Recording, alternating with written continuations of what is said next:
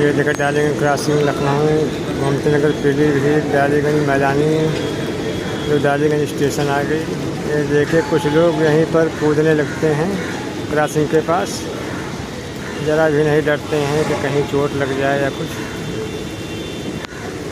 Like comment करें, share करें। संतोष सिंह लखनऊ से पीलीभीत मैदानी सीतापुर होते हुए डालीगंज लखनऊ आ गई।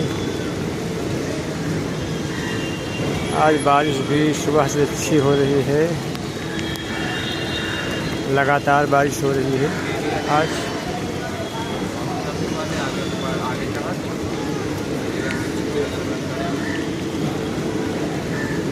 ये ट्रेन जो है गोमती नगर तक जाती है।